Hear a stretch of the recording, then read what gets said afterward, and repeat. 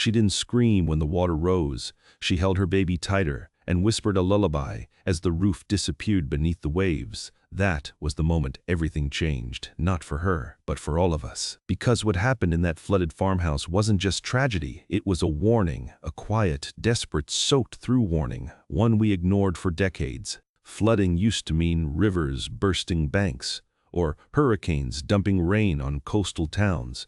Now it means driveways turning into canals, basements filling while you sip coffee, school buses floating past stop signs. It means your home insurance won't cover it. Your town's map doesn't show the new flood zone, and your child's playground is now a retention pond. This isn't climate fiction. This is Tuesday. In 2023 alone, over 17 million Americans lived through a federally declared flood disaster. That's more people than live in New York City, twice, and most of them had no idea it was coming. No warning sirens, no emergency alerts, just rain, then rising water, then silence. We built cities on wetlands, we paved over forests, we rerouted streams into concrete ditches. All so we could build faster, wider, higher, until the land itself said, enough. This story begins not with water, but with dirt, rich, black Iowa topsoil, the kind farmers call black gold. It took 10,000 years to form, 1 inch every 500 years, and in 2012, a man named Elias Carter stood in the middle of his family's 320-acre cornfield. He wore dusty boots and a faded John Deere cap. His hands were cracked from wind and work. He'd farmed this land since he was 12, learned from his father, who learned from his grandfather, who broke that same soil with a horse-drawn plow in 1908. Elias knew every gully, every slope, every hidden spring that bubbled up after hard rain. He knew where the creek used to run before they straightened it in '57. He knew where the old oak stood before the tornado took it in '98. He knew the land like a parent knows a child's face. And that year, 2012, was supposed to be good. Corn prices were high. Rain had been gentle. Soil moisture was perfect. He planted early. April 12th. He watched the seeds drop into dark earth. Each one a promise, each row a line of hope. He believed in seasons, in cycles, in patience. He believed the land would hold. Then came May, not with thunder, but with stillness. A heavy, humid hush, like the air was holding its breath. Then the rain started. Not in bursts, not in storms, just falling, steady, unrelenting, for 17 days, not in steady. It didn't pour. It seeped, dripped, saturated. The ground couldn't drink it fast enough. Drainage tiles clogged, ditches overflowed, fields turned to mud lakes. Elias drove his pickup along County Road. Water covered the shoulders, 3 inches deep, then 6, then knee-high. He saw neighbors waving from porches, some waiting out to check mailboxes. One man floated a rubber raft down his driveway. They laughed, said it was just one of those years. Elias didn't laugh. He stopped the truck, got out, kneeled, dug his fingers into the soil. It wasn't muddy, it was soupy, like wet cake batter. He pressed his thumb in. It didn't spring back, it collapsed. That's when he felt it. A vibration, low, deep, not from thunder, from the earth. The ground was breathing, swelling, shifting. He looked at the creek bank. The willows were leaning, not from wind, from pressure, from water pushing up from below. He walked back to his truck, turned the key, drove home fast. His wife Clara met him at the door. She held 2 mugs of tea, steam curling up like ghosts. "Did you see the Johnson place?" she asked. "The one by the bend?" He nodded. "It's underwater," she said. "Not flooded, underwater." He set his hat on the hook, went to the window, looked west, where the creek curved past their south pasture. The trees were gone, just green water, still, glinting, too calm, too wide. Too wide. That night, Elias sat at the kitchen table, spread out county maps, floodplain overlays, USGS elevation data. He traced lines with his finger, red ink, blue ink, yellow highlighter. Clara brought him pie. He didn't eat it. He stared at the contour lines, saw how the old floodplain had shrunk. "Yes, we've reviewed your concern, and there's no official designation change, no update to the 100-year flood map." Elias paused. "You know what a 100-year flood means? Statistically, a 1% chance per year. Right, Elias said, but it doesn't mean it only happens once a century. It means it can happen twice in 1 year. There was silence. Then the engineer said, "Our models don't account for soil saturation lag." Elias hung up, went outside, stood in the yard, listened. No crickets, no frogs, just dripping from leaves, from gutters, from the weight of too much sky. The next morning the rain stopped, the sun came out, brilliant, blinding. People opened windows, hung laundry, took walks, children splashed in puddles. Elias stood at the edge of his south field. Water still covered it, 3 feet deep. Reeds poked up like green spears. He watched a heron land on a fence post. It tilted its head, looked at him, then stepped off into water. It didn't sink, it walked on submerged ground, because the soil had turned to slurry, because roots had rotted, because the land had forgotten how to hold itself.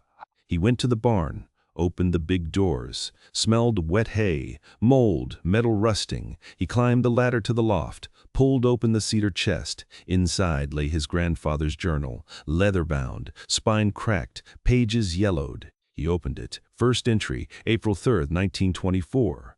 Planted oats today. Ground soft but firm. Creek high but steady. Ma says watch the moon. He flipped forward. Page after page, he flipped forward. Weather notes, crop yields, livestock births, funeral dates, and always, always the creek. April 17, 1936.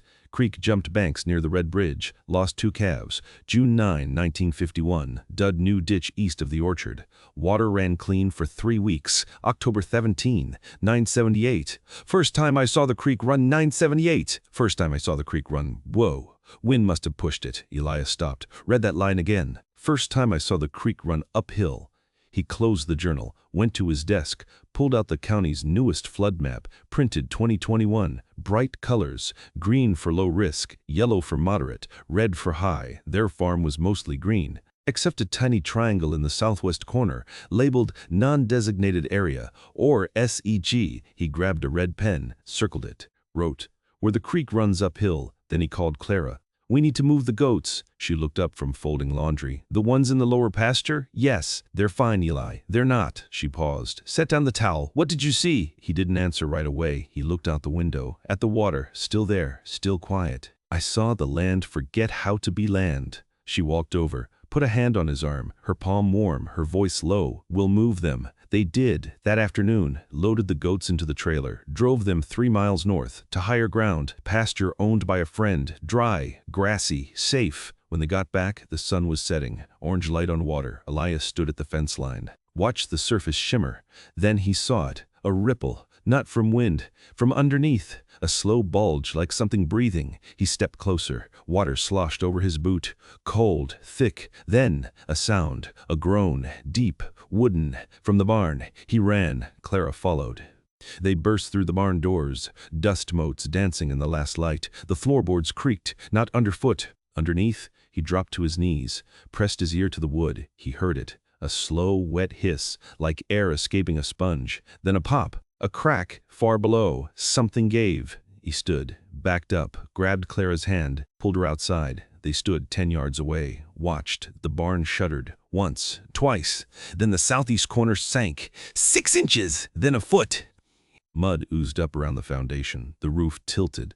Gutters bent. A single beam snapped. Crack! Like gunfire. Clara gasped. Elias didn't move. He just watched. The barn wasn't collapsing. It was settling, sinking into its own grave. By midnight, it had dropped 2 feet. The next day, the county sent inspectors, 2 men in polo shirts, hard hats, clipboards. They walked the property, took photos, measured water depth, scanned QR codes on survey stakes. One knelt by the barn, tapped the foundation with a metal rod, listened. "Looks like lateral hydrostatic pressure," he said.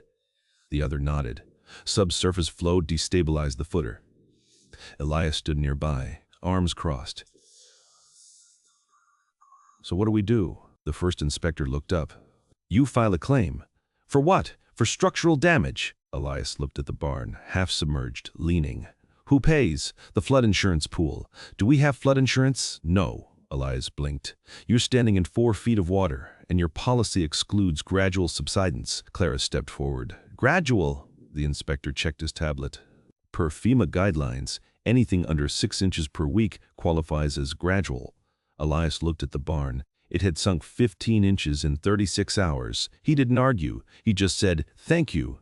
They left. Clara turned to him. "What now?" He looked at the house, at the porch swing, at the swing set his daughter had outgrown.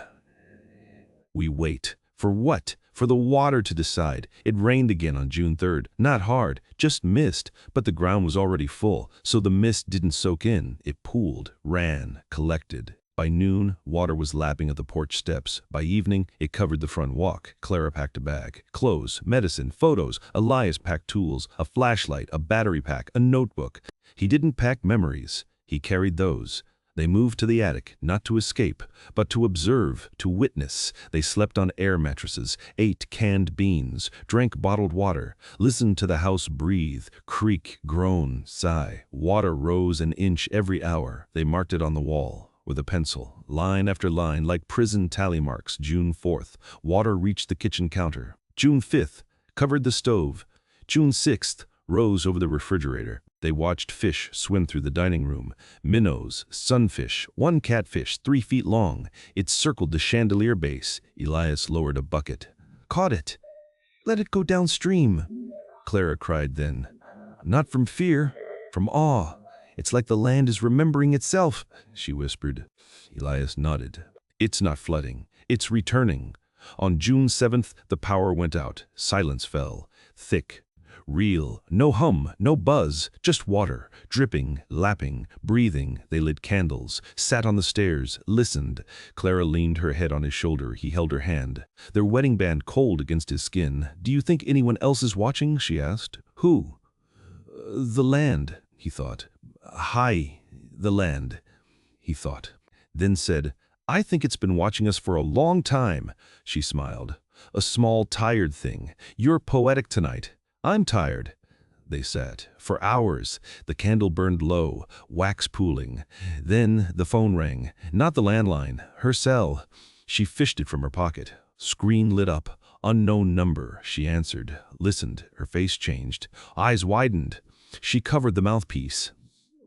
"Eli." He looked up. "It's the state geologist." He took the phone. "Mr. Carter?" "Yes. My name is Dr. Lena Ruiz. Go on. We've been monitoring your area." "Why?" "Because your soil sensors are reading anomalies." "What kind?" "Pressure differentials, subsurface flow rates, gas emissions." "Gas?" "Methane, hydrogen sulfide." Elias frowned.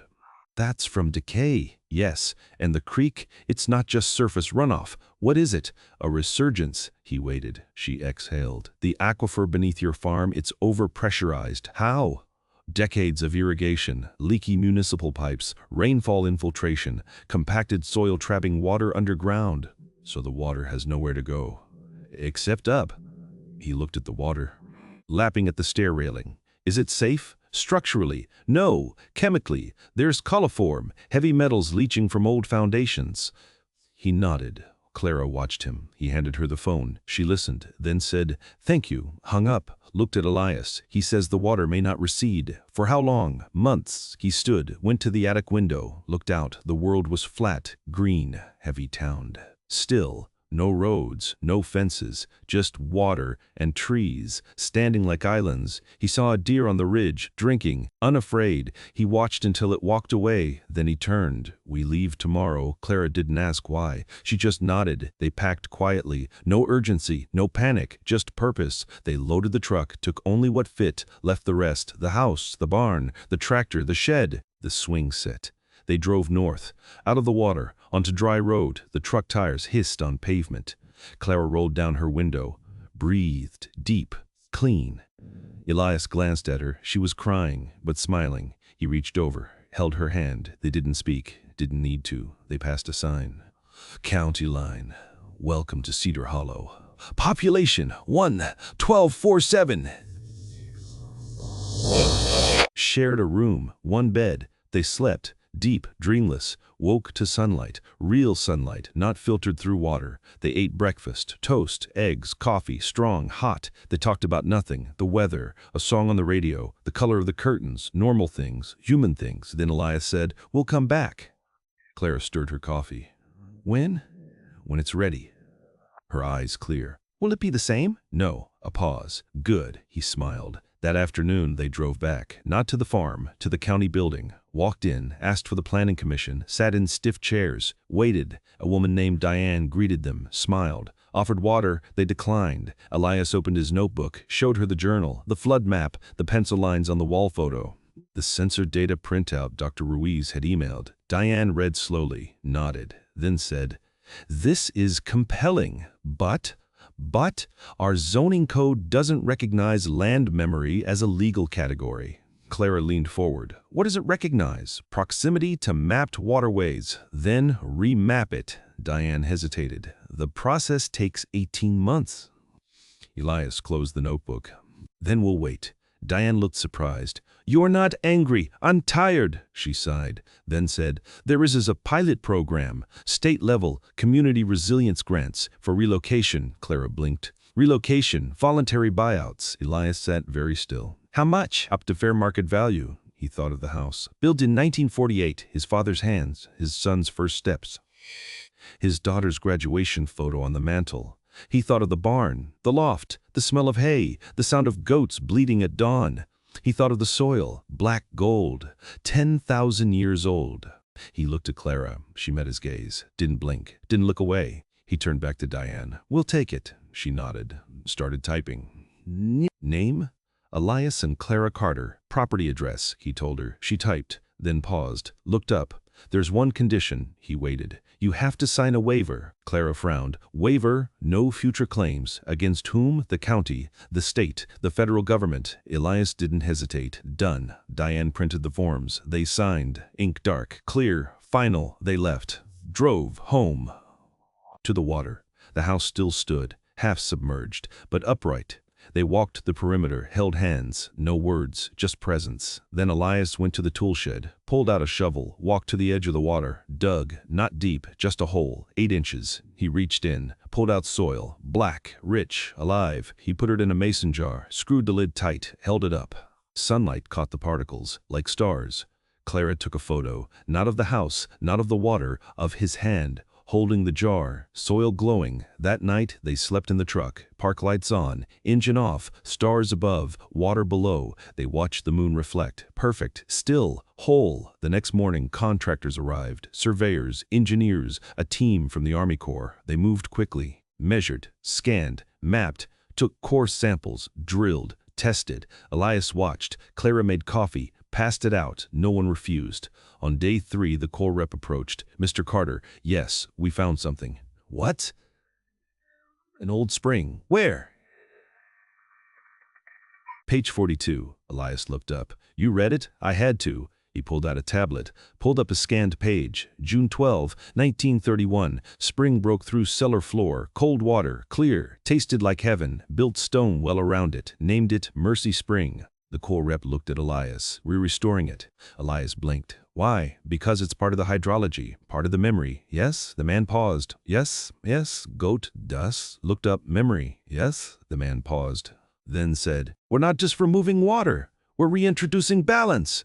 Elias looked at the house, at the water, at the trees, at the sky. He felt something lift, not relief, not joy, something deeper, recognition. He turned to Clara. She was smiling, tears in her eyes. Again, not from sorrow, from return. The buyout closed in August. They got the check, $287,450, less than half market value, less than half market value, less than half market value. They didn't argue. They cashed it, bought a small house in Cedar Hollow. 1 story, no basement, built on a limestone shelf. They painted it yellow, installed rain barrels, planted native grasses, built a small greenhouse, started a community seed library. Elias taught soil workshops. Clara led flood preparedness classes. They didn't talk about loss. They talked about adaptation, about listening, about humility, about learning from the land instead of commanding it.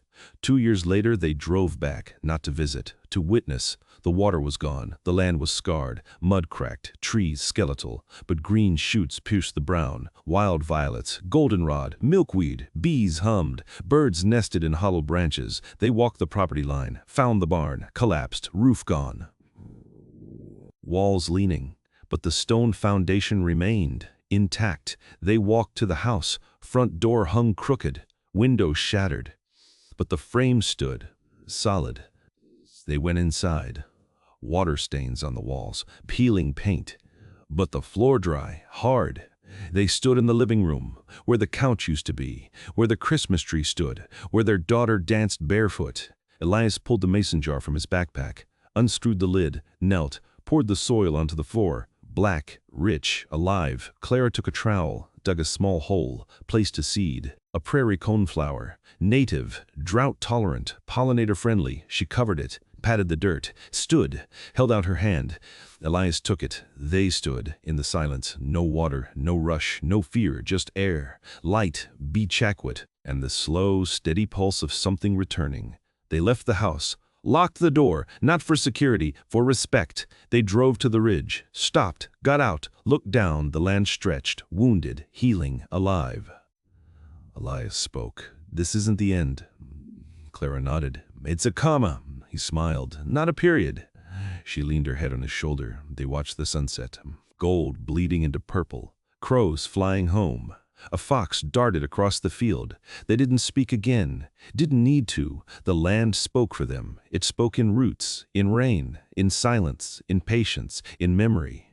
What happened to Elias and Clara wasn't unique.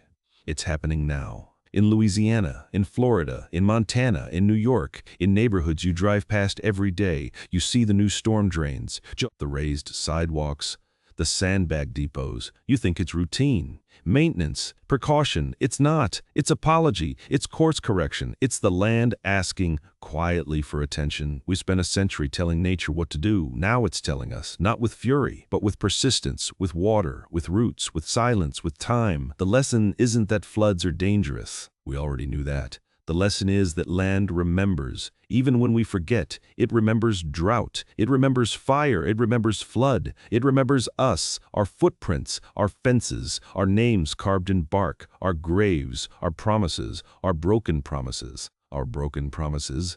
Elias didn't save his farm. He saved something else, his understanding, his humility, his relationship with the ground beneath his feet.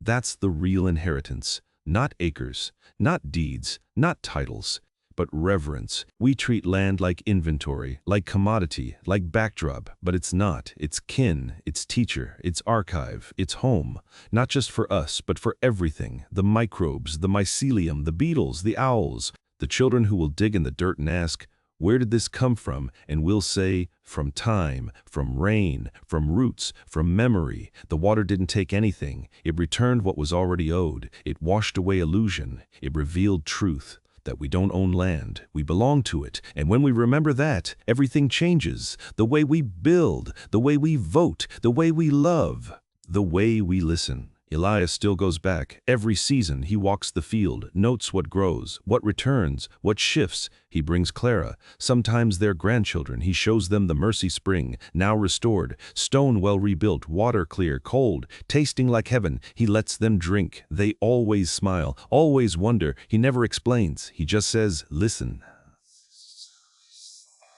They hear the water, the wind, the birds, the silence between. That's where the story lives, not in the flood, not in the loss, but in the listening, in the return, in the quiet act of kneeling, of holding soil, of planting one seed, of trusting time, of honoring memory. We think resilience means bouncing back. It doesn't. It means bending, learning, changing. It means letting go of what no longer serves. It means making space for what wants to grow. The land doesn't fight the flood. It receives it, holds it, filters it, releases it, transforms it. We can learn that. We must, because the water is still rising, not just in Iowa, but everywhere, in our cities, our schools, our hospitals, our homes. The question isn't whether it will reach us. It's whether we'll be ready, not with sandbags, but with humility, not with walls, but with wisdom, not with denial, but with listening. Elias and Clara didn't rebuild, they reimagined. They didn't restore the past. They honored its lessons. They didn't fight the water. They let it teach. And in that surrender, they found freedom, the freedom to begin again, not on dry ground, but in deep understanding, in grounded truth, in rooted compassion. The land forgave them, not because they deserved it, but because forgiveness is built into the cycle. Rain falls, soil drinks, roots grow, life returns, always. That's the promise. Not of safety, but of continuity, not of control, but of connection, not of permanence, but of presence. We are not separate from the land. We are of it, born from it, returning to it. Every breath we take holds its dust. Every drop we drink carries its memory. Every step we take presses into its story. So when the water rises, don't just brace, listen. When the ground shakes, don't just flee, feel. When the wind howls, don't just shut the windows, open your ears. The land is speaking, it always has. We just forgot how to hear. Elias hears now, Clara hears, their grandchildren hear, and slowly, more of us are learning, not through crisis, but through curiosity, not through fear, but through reverence. The next time you walk outside, pause, look down, see the soil, the cracks, the weeds, the ants, the pebbles, the roots, the life. Kneel, press your palm to the earth, feel its warmth, its pulse, its patience. Temune. That's where the story begins. Not in the headline, not in the forecast, but right there, beneath your hand, quiet, true, alive.